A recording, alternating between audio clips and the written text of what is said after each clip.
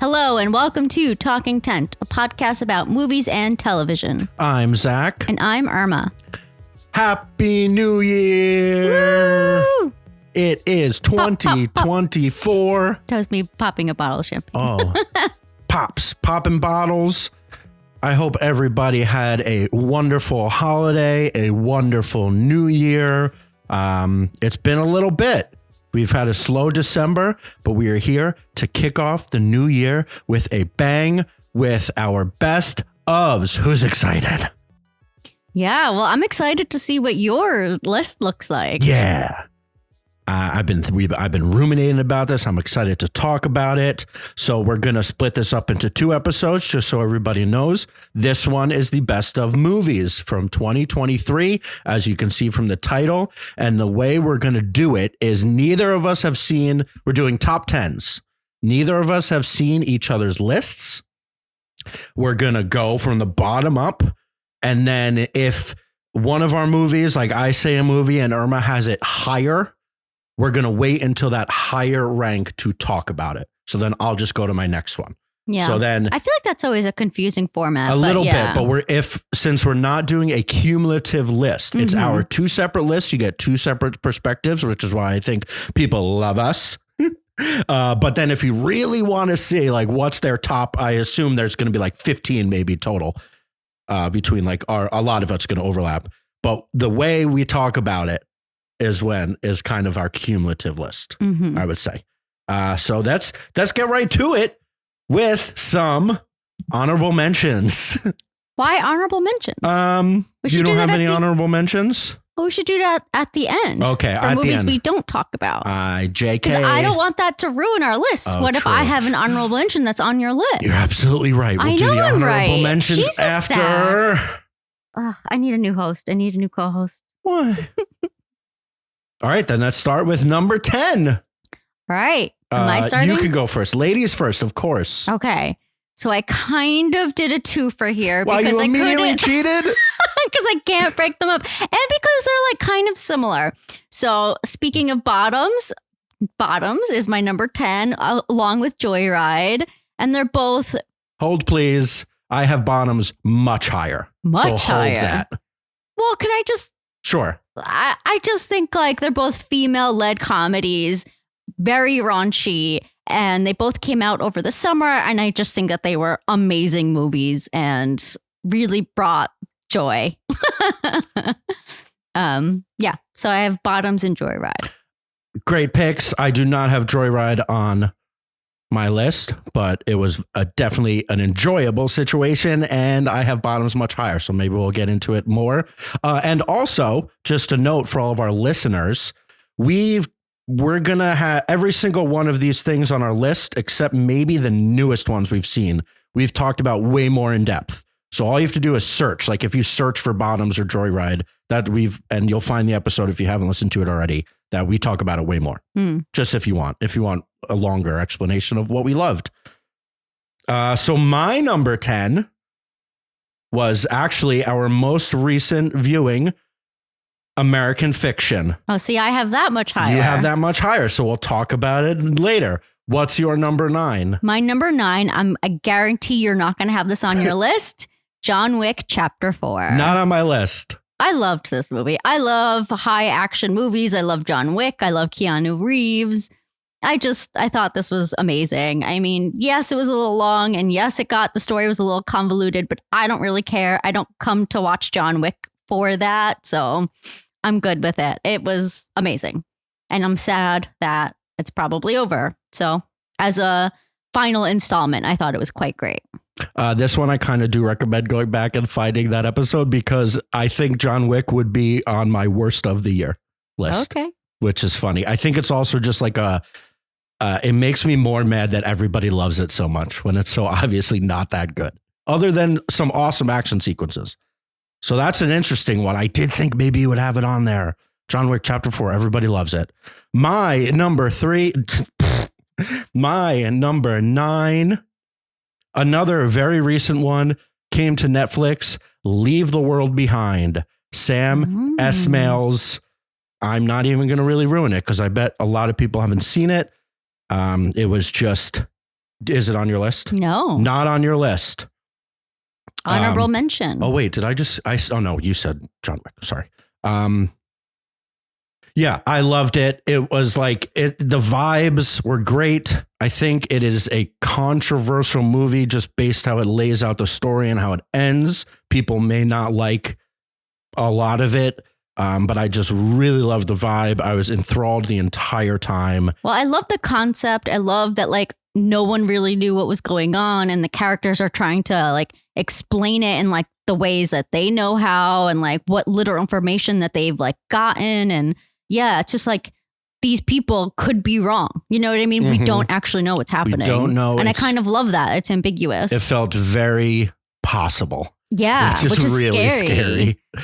So I really liked it. I honestly, like, as a lot of you know, I really love horror movies. And this was like, it was kind of a horror movie. Yeah. Like not with all the specific trappings of a normal horror movie, but at its core, it kind of is. With a stacked cast, which I thought was amazing. Yeah. Ridiculous. I love that Sam Esmail came out of television. He made Mr. Robot and has made a few movies. But like, I love that Julia Roberts is just like she is his gal. Yeah. It's like Leo and Scorsese. Like she's just in. She'll like do whatever he wants, which is so fun because he does weird stuff. And I feel like Julia Roberts doesn't normally do that weird of stuff. Yeah. So yeah, it's great. Yeah. And she was great.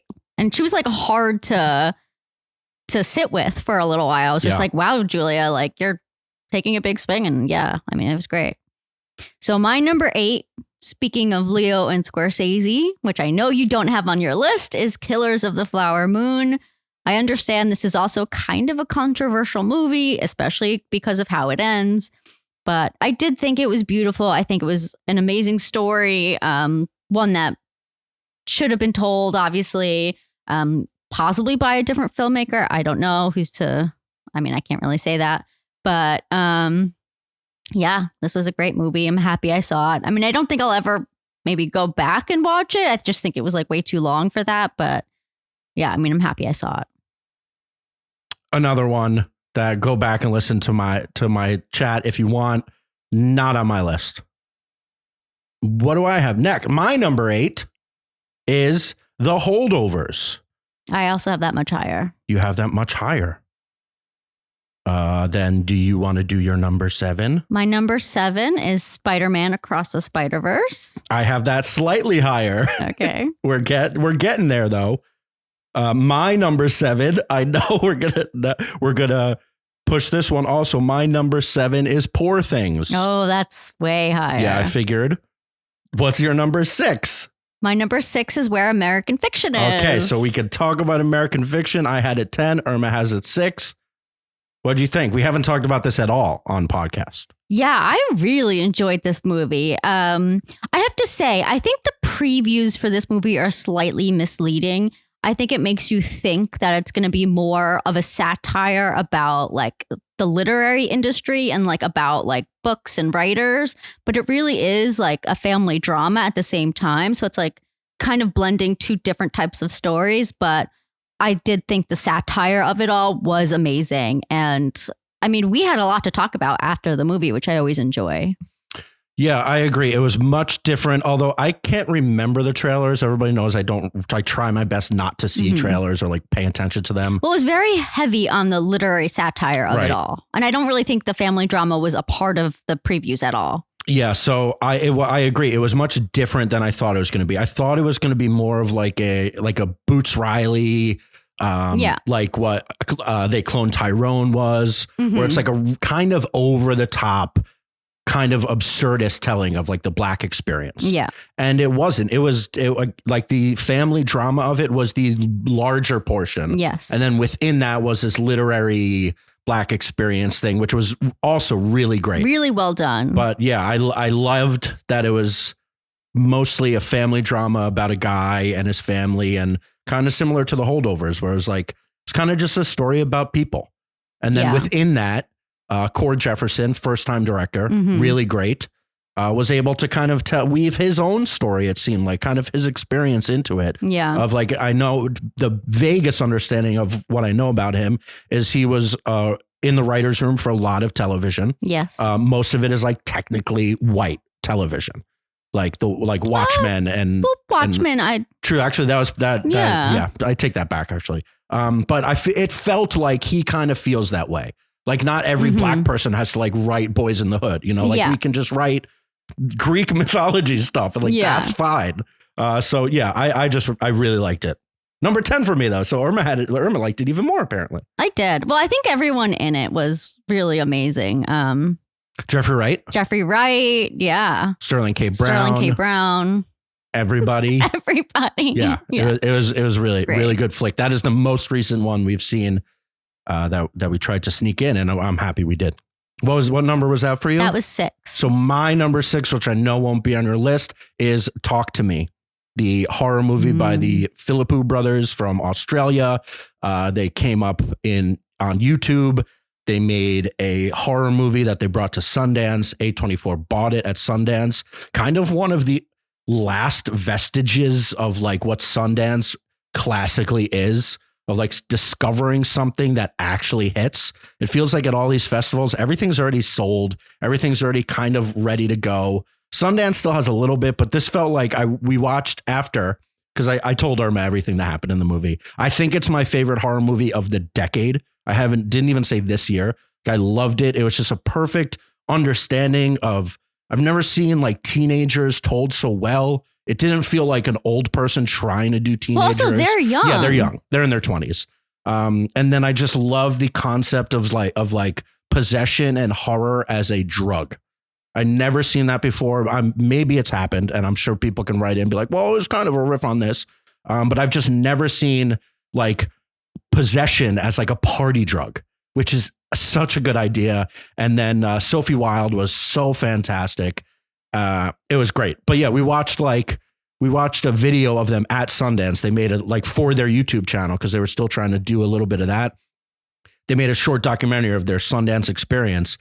And it was just like that perfect thing where like these guys made a movie. They had an actress that she's been in a little bit, but nothing breakout.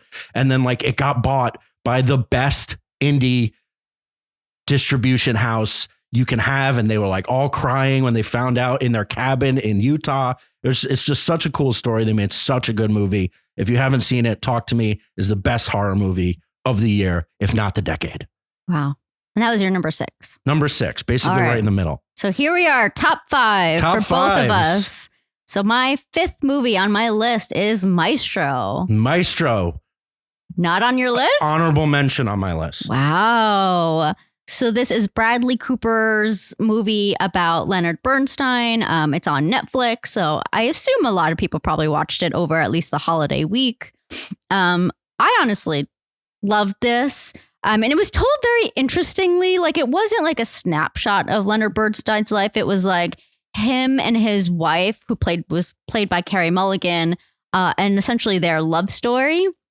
But I do have to say, like, both of the performances I thought were really amazing. And then Bradley Cooper, like, there was this scene close to the end of the movie where he's conducting, and I just thought that was so amazing.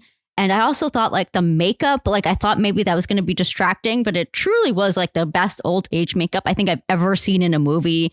I don't know. I thought this movie was extremely well done. And then just like learning a little bit about his life. I mean, I think I would have liked a little more. Like they kind of glazed over all of his accomplishments, which I don't know if I loved that, but in general, like I did think it was a very interesting take on this man's life. Yeah, so it's number 11 for me. If we had to go there, it was I had to decide between American Fiction and Maestro, and I decided American Fiction was just a little more clever and like unique. So I liked it. I just picked that more. I really liked it. The performances were fantastic. Like the voice, I feel like some people might nitpick Cooper's voice, but it sounded like it was cool. Like he was talking. Well, both of them, they both had that like old English. I don't know, like what's it called? Well, yeah, I don't know. Like I don't know what Leonard Bernstein's accent is, but it seems very specific, and it felt like Bradley Cooper was killing it. Carey Mulligan, I thought her performance was really good, and I said on a previous podcast, I thought this race was hers to lose just based on how much they're campaigning for her. Yeah. It feels like one of those weird false modesty things where like this movie only exists because of Bradley Cooper. He wrote it, he directed it, he stars in it. But I fully agree. His whole thing, like, I feel like I would do it too if I was in this position, would be like, look, how good is Carrie though? Because like you want to celebrate your co-stars. It's like a classic when LeBron James wins the championship. The first thing he's supposed to do is thank his teammates, right? Even though it's all him. But yeah, the one thing, like the thing that puts this to 11, the music was awesome. The performances were awesome. It just felt like something we've seen many, many times of like and I know it's real. So like, what are you going to do? A difficult man who is, celebrating himself outside of his marriage, and like a pretty sad woman about it. And like, she did a good job, but it was kind of like, we've seen that a lot. So that's the only thing that's just brought it down a little bit.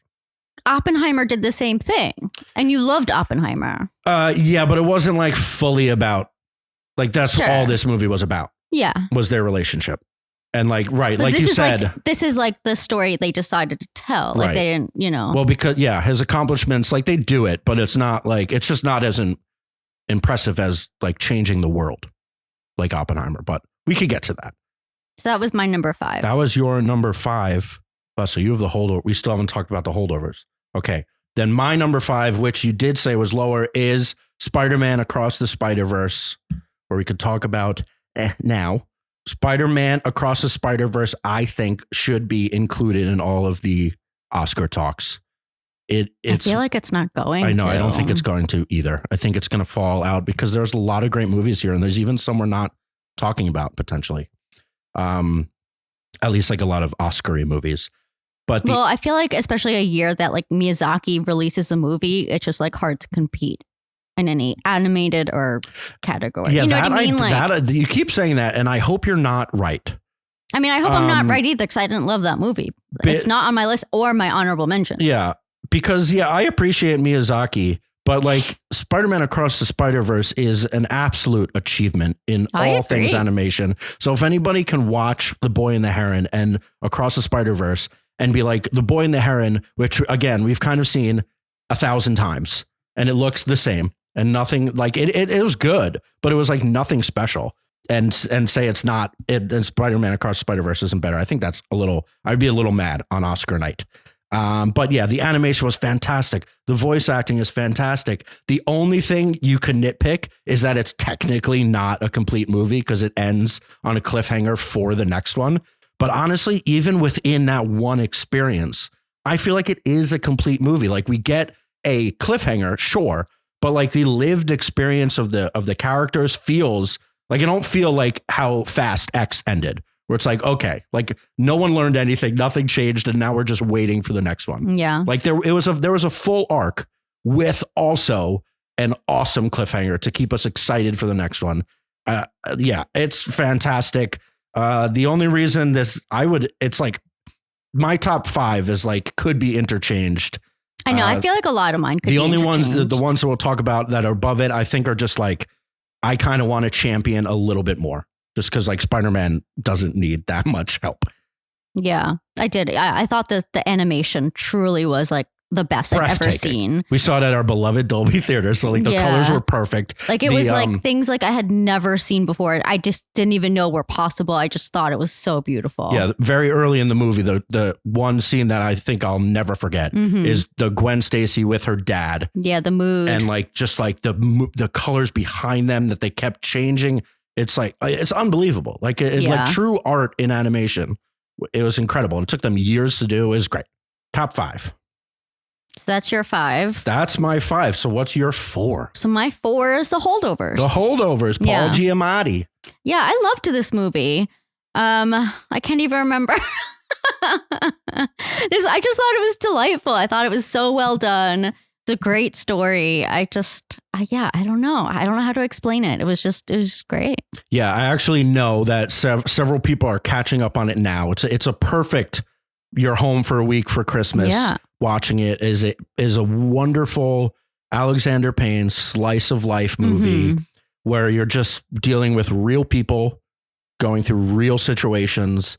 It's funny. Yeah. It's sad. And it also takes place like during this week. Right. You know, which is kind of fun. It's touching. It's kind of got everything you want. It feels like one of those movies that we don't get that much anymore. Yeah. Of like this dramedy just about real people. Mm-hmm. And I think it's, like the stakes aren't like so high, you know? Yeah.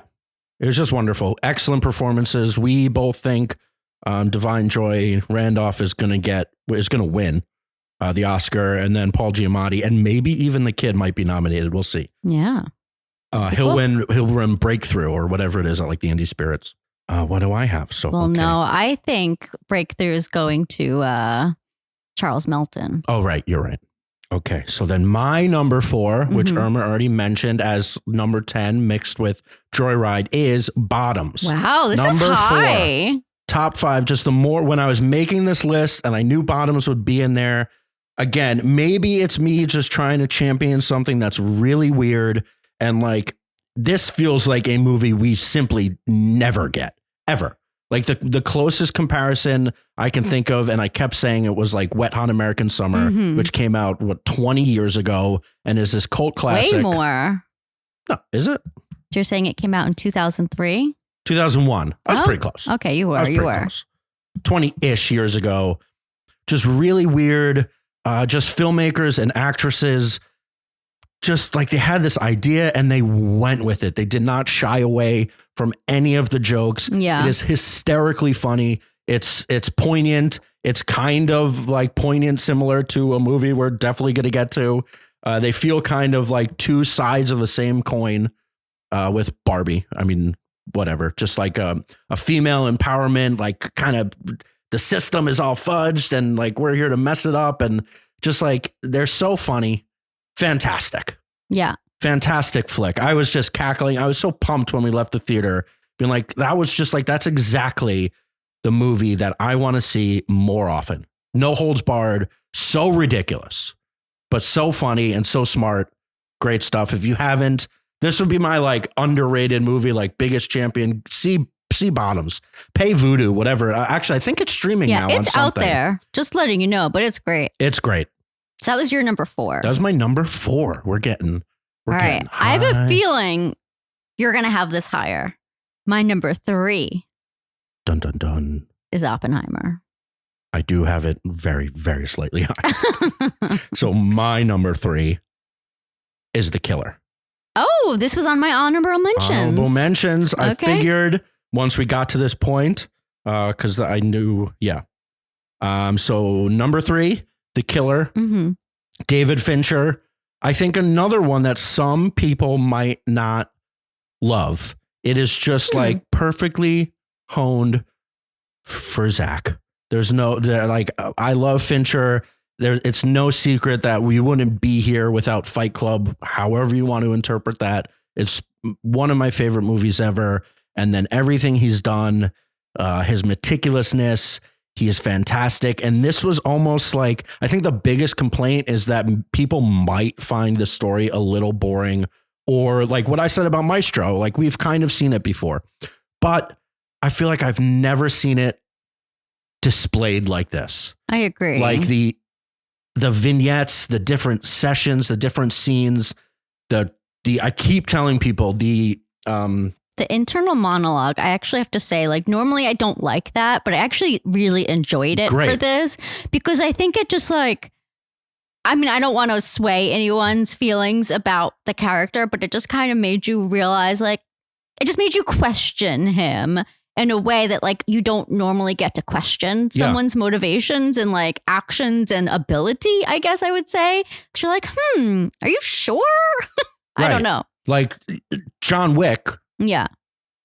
I get like he messes up a little bit, but like you don't really hear his thoughts. And then this let us hear a John Wick type thoughts and then like what went wrong. Exactly. And yeah, like in the screenwriting world, voiceover, and that is so much voiceover is a huge no-no. I know. Because like it's a very easy sign to whoever's reading it and has to accept it or promote it. Be like, nah, this ain't it. But like when David Fincher can just do whatever he wants, when he's like, I'm making the movie, I'm gonna whatever. Yeah.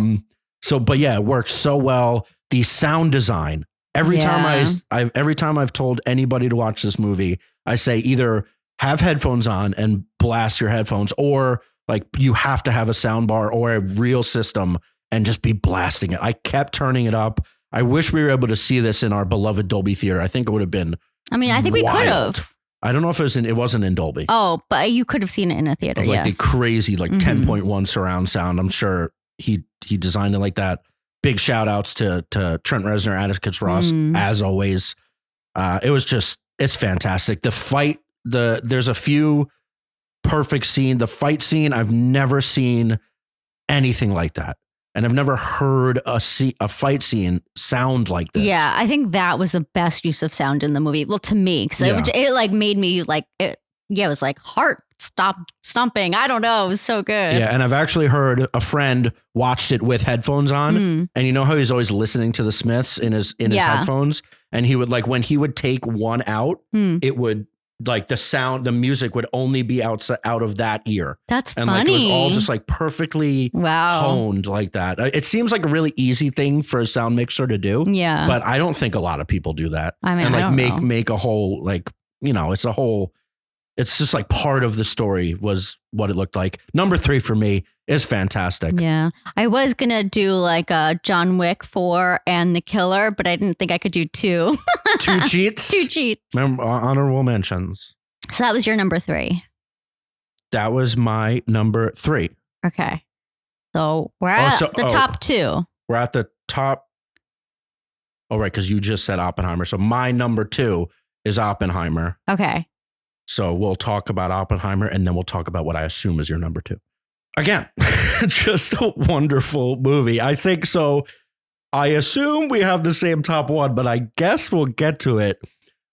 These 2 movies, if you haven't put it together yet, that are my top 2, are the movies of the year. Yeah, 100%. It is like and I think one of them is slightly more important, but this was kind of, I think what made Oppenheimer so good was normally I don't love movies that are based on real things. Like I see my Killers of the Flower Moon being like, yeah, okay. I don't know. I wish I watched a documentary about it. Well, I just don't understand how Chris Nolan was able to sell just like a biopic like this. Yes. Like this is a biopic. And normally I honestly don't love biopics. Yeah, sometimes they're a little boring. Yeah. And like this Although one you do was love Maestro. No, I understand. That's true. But yeah, this was great. Yeah, we've talked about it in depth multiple times. It's just amazing to me that Christopher Nolan was able to take all of his sensibilities, all of his kind of normal over the top, the visual gags, not gags, but like his visual style Flair. And his like the audio and the builds and the things like everything he makes is like super freaking epic. Yeah. And this movie was about a bunch of guys talking potentially about the end of the world, but like mostly just about science. Mm-hmm.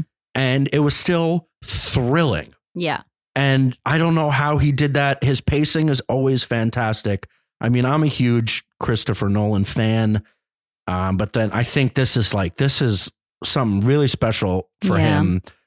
I think the reason for me why I don't have it higher, like I have it at 3. You had it at 3, yeah. That is just like the last hour. Yes. I just still don't love that last hour. Like I'm not saying it was bad, but I don't know. I just felt like it was too weighted.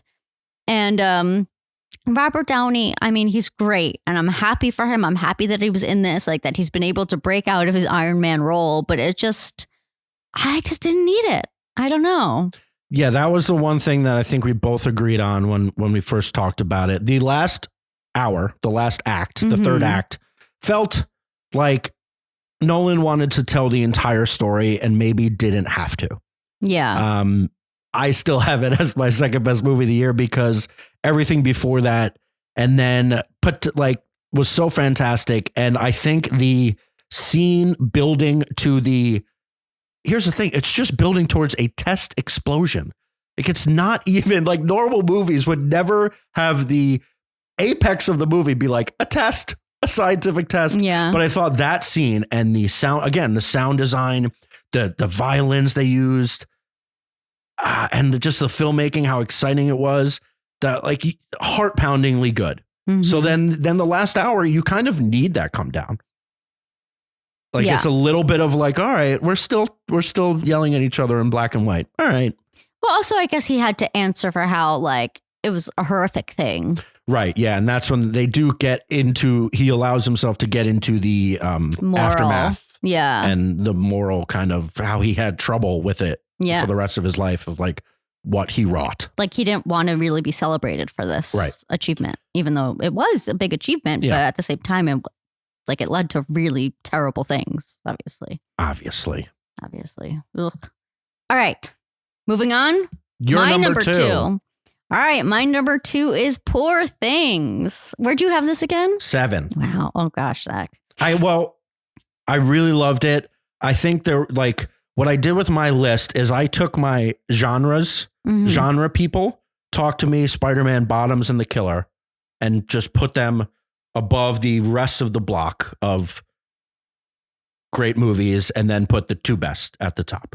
Yeah. So I think honestly, I know Poor Things is like weird enough to be in there too. I don't know. Poor Things, I think kind of goes hand in hand with Barbie in a weird way. It's like a darker version of Barbie, which is kind of funny that they both came out this year.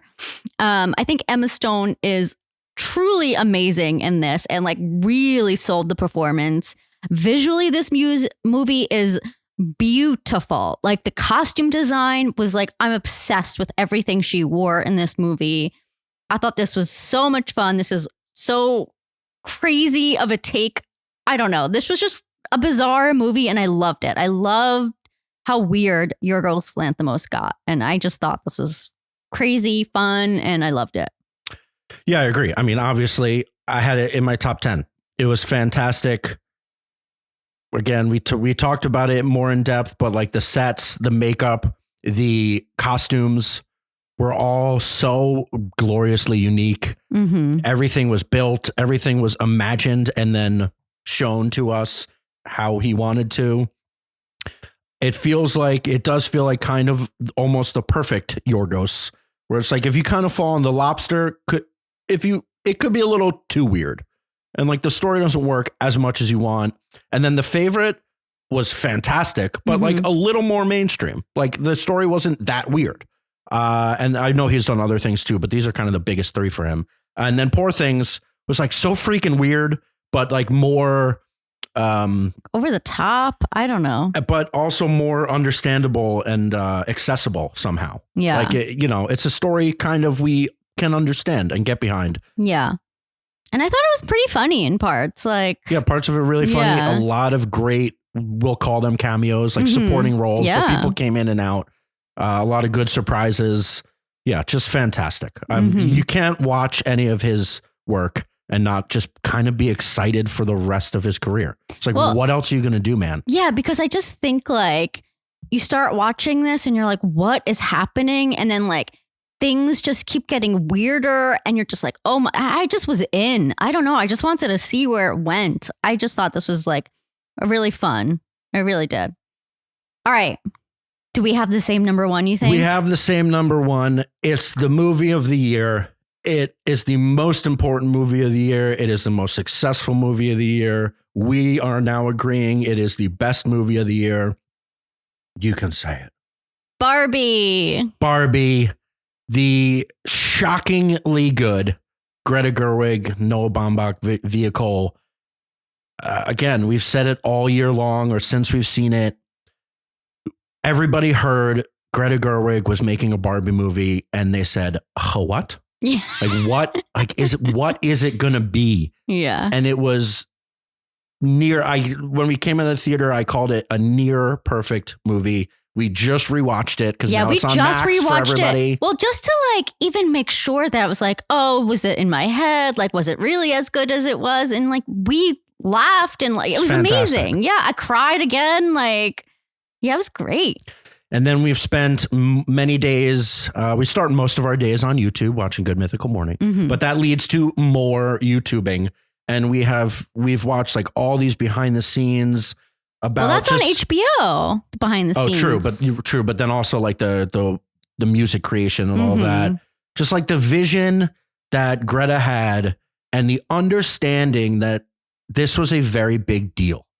Yeah, and everything was done super practically. And I just love that she was able to describe to like the people she was working with, like what she wanted it to look like. And they pulled it off.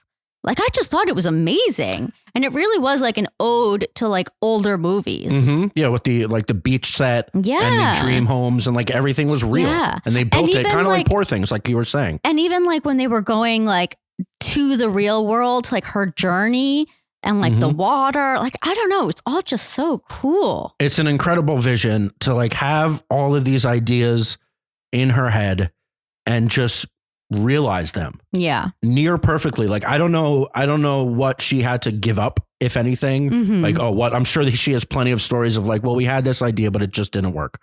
Like, it felt like they made everything happen. They got the biggest musical acts in the world to make music a fully original soundtrack. They had like, the marketing was fantastic. Yeah. Even on Letterboxd, the heart, when you heart a movie, is normally gold. They got Letterboxd to be, that was pink. Yeah. Like they had the marketing was everything. Amazing. It took over the world and is fantastic. And like, it makes me so excited because without Barbie and Oppenheimer, without these two movies, the things that did really well are Super Mario, which is like just a color fudge nonsense film that had no plot.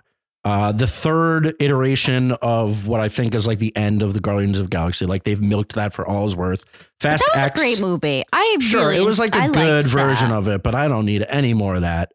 Fast X, Spider-Man Across the Spider-Verse, which we loved. Little Mermaid, a not as good Mission Impossible, a not as good Pixar movie, a bad MCU movie with Ant-Man, John Wick, if you know, lots of people like it. A bad Transformers, the Meg, like it's all just adapted IP or sequels. Technically Barbie's adapted IP, but in such a wonderful way. Like because what I'm saying is without these two movies, like people would be like, can we please just get more and more and more Super Marios? Like similar things, just like make these dumb movies for children that'll make us money. I mean, Barbie could have been that exactly. as well. And it was like, it was smart. It was poignant. We didn't even talk about like how like the whole just women's empowerment and the speech that America Ferrero gives, you got to be this, but you have to be this and you can't be this. And like for so long, and it's just all like, it's just fantastic. And then feeling like you have to feel being human. Like she worked this all into a movie about a doll. I know. It was really amazing. And I really hope, I know Oscars aren't the end all be all, but I do really hope that Barbie gets love, and I'm pretty scared that it's not going to. Because this is a stacked movie year.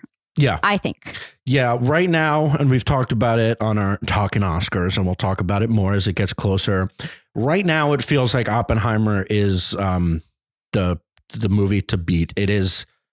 We loved it, obviously. It's both of our top threes. It's an achievement.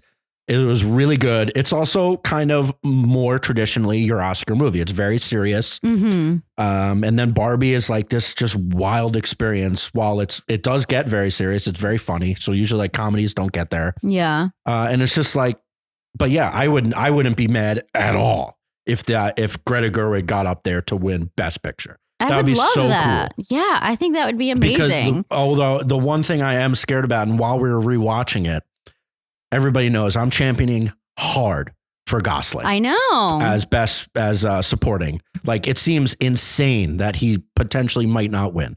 Well, it also Robert Downey and Oppenheimer. Exactly. People are like really pushing for him. And honestly, it's easy for us to be like, well, obviously Ryan Gosling gave a better performance, but that's not really what it's about behind the scenes. It's all about like, who you know and like the people you meet and like who is voting. So we really like, that's why like it really doesn't mean that much. Sure. But then I also think like it would be weird if Greta didn't win for director. Barbie didn't win for picture. It didn't win for its adapted screenwriting. Yeah. So it didn't win for that because maybe Killers of the Flower Moon and then wins costumes, for that. Maybe Poor Things wins. True. I think Barbie will beat it out just because like it's got to win stuff. And it would be kind of weird if Ryan Gosling was the only thing that came out of the Oscars from Barbie with an Oscar, even though I freaking love like an all-time performance. It really is. So, but he got to have the more fun role. Right. Like Margot Robbie had to be like the enlightened one, and that's tough, so he got to have more fun, and which is great. I mean, I loved it. And that's why I think people like loved his performance. Not better, but. No, yeah, we talk about that all the time. Like the villain is the easier role, technically. Not that he's the villain, but like he's kind of like he doesn't really have any serious moments. Like even when he's being serious, it's goofy. He's just so good at it. Upon rewatch, I was thinking like, are we sure Margot Robbie isn't the best actress also? Like, I mean, she is. I know she's going to get nominated for it. Will she? I hope so. I think she's got to. I mean, I don't know. Like you watch it the first time, if you don't know what you're expecting, whatever, you're getting enthralled by the colors. And then Gosling is very big and like very just amazing. But then you watch it for a second time and like Margot is doing dumb Barbie in the middle, figuring it out dumb Barbie in the beginning, figuring it out Barbie in the middle, sad Barbie, like enlightened Barbie, like she does everything. I mean, and she's it's amazing. Really, really incredible. Yeah, she is an incredible actress. I'd also like. And she's the reason why this movie exists. I was just about to say that. I stepped on you. I stepped on it. I'm sorry. I got so excited.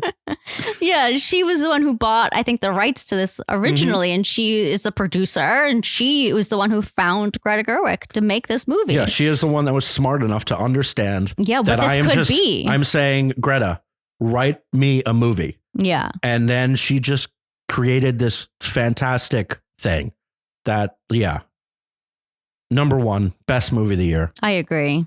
I fully agree. I loved it.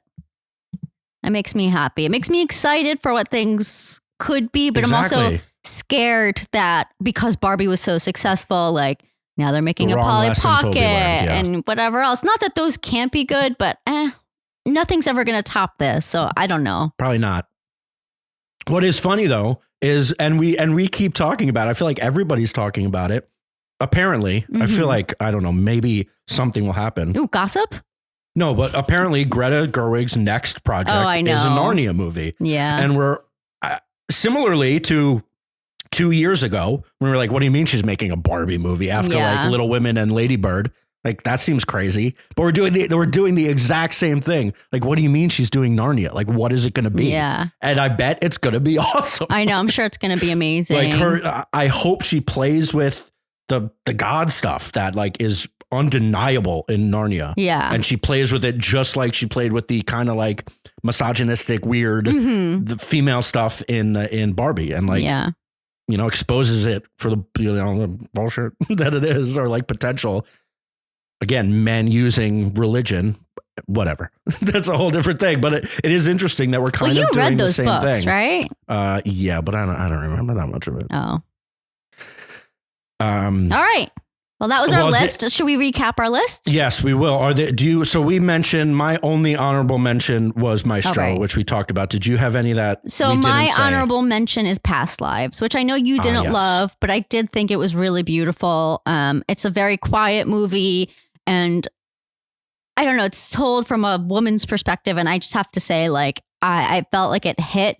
Not that I've ever had this experience that the main character Greta Lee is having, but I did just think it was beautiful, and it was just like this quiet sadness that kind of like hit me in a weird way, even though it wasn't sad really. It's just kind of funny. Like, I don't know. I did think it was beautiful. Yeah, so I think this will be on a lot of people's top 10s. Yeah. It is not on either of ours.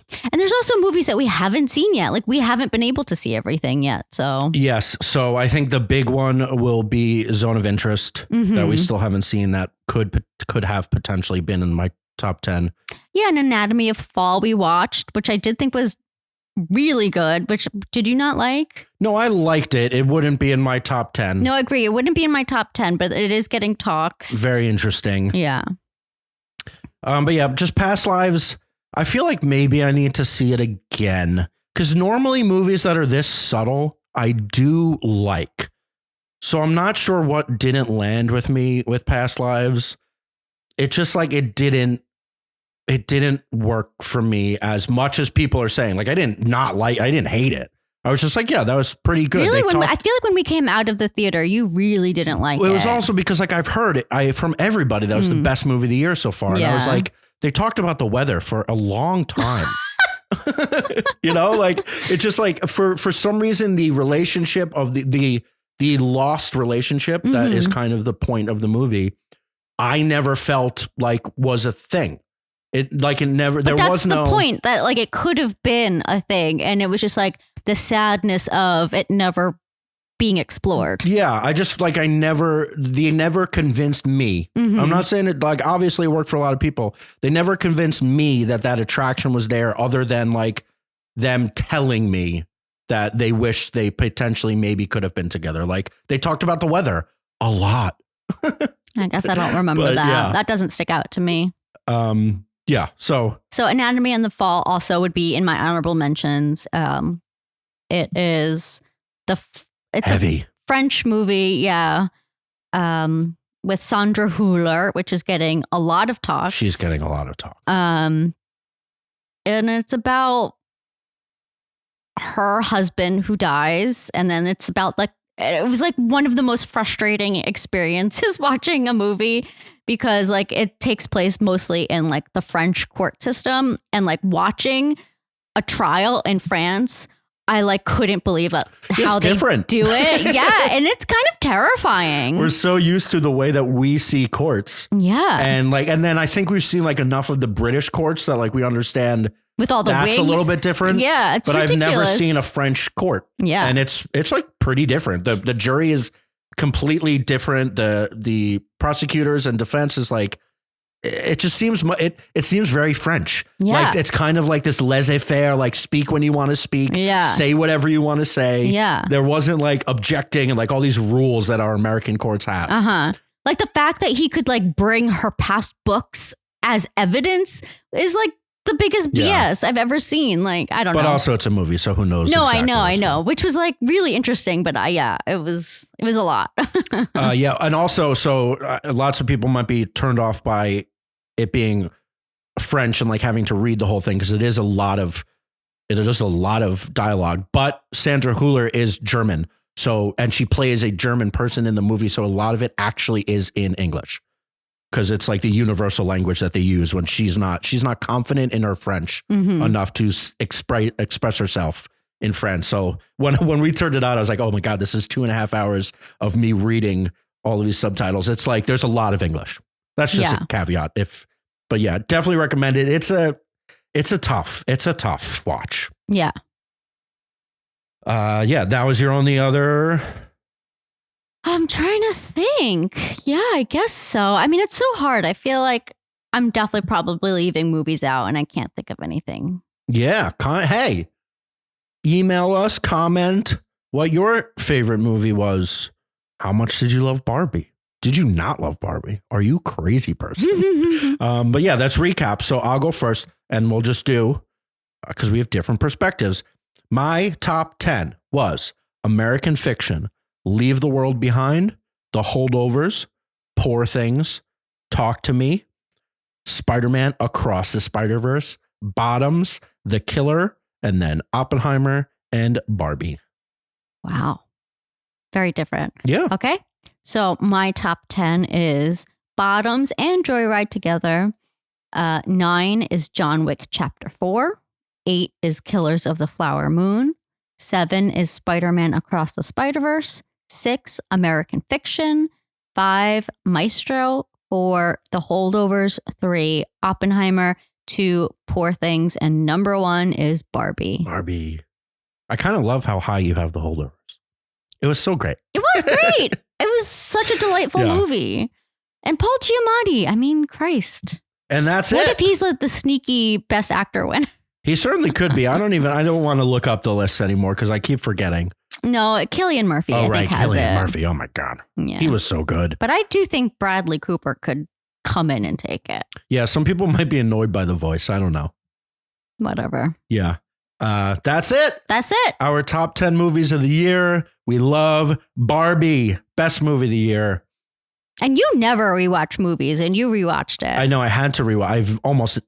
I almost never rewatch it. I was like, we gotta just watch it. Well, because I wanted to watch it with the director's commentary, and then we were like, oh, this is annoying. Right. So Max actually has, if you click in enough to extras, there's she does Greta like they used to on DVDs and stuff. Yeah. Have a director's commentary where she's talking over the entire movie. And I now want to go back as the third watch. Yeah. Because I hadn't seen it since July. Yeah. So like I was just trying to listen to the movie. So we turned it off like 15 minutes in and be like, let's just watch the movie. Yeah. And now I would like, because she said a lot of really interesting things about. Yeah, but I was just like kind of trying to block her out and enjoy the funny parts. And I'm just like, okay, you're annoying. Yeah, so a director's commentary is definitely like for the fifth time you've seen a movie. It is. Yeah. But I do want to watch it. I think we should definitely watch her talk about all of it. Which is crazy that I'm saying that. Although I would also watch if Fincher ever talked about the killer. Oh my God, he'd be a nutcase. Probably wouldn't be that enjoyable. Like this is when Michael Fassbender messed up 300 times. Oh yeah, true. That's it. So okay, next episode. Stay tuned. It'll be right next in your feed. We're doing our top 10 TV shows of 2023. Let's go. All right. Until next time. Thank you to Craig for the production assistance, and thank you to John Welsh for our intro and outro music. Follow us on all the socials at Talk Intent. It's the same name, no G, no con. I'm committed. More TikToks this year. I'm being more committed to it. Yeah. Email us again or comment or tweet us or whatever you want to do. Your favorite movies. Thank you very much. From our living room to yours. What do you want to watch?